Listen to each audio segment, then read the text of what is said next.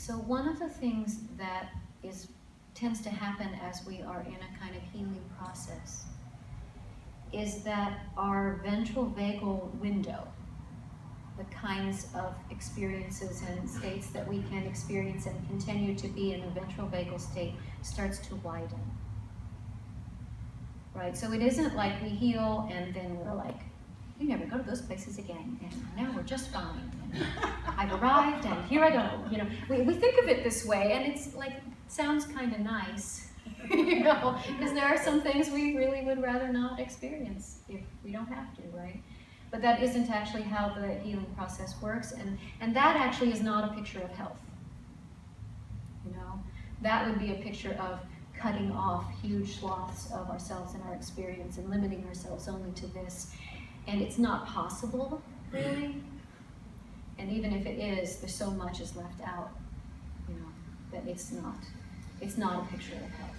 It can be a very important coping strategy.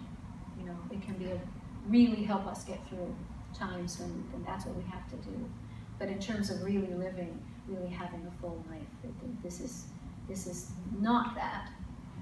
So I also want to say that the ventral vagal, possibilities of ventral vagal are actually very large. It's not as though ventral vagal is like this. And that's it. No, I mean, it might be. And toward the end of sympathetic, you might be very excited, very enthusiastic, rambunctious play. You know, kids are like, playing sports, you know, all kinds of things that are very active, that are involving the sympathetic nervous system, but you're not afraid. You're still in ventral vagal, but you're kind of in sympathetic also. There's a quality of both, and that's wonderful, right? And then you could see, like, even in playing sports or playing with kids, there's an edge there. You know, sometimes you're having all this fun, and then all of a sudden, you know, somebody bumps into somebody else, and we've crossed over into sympathetic, you know, and you notice it when it happens.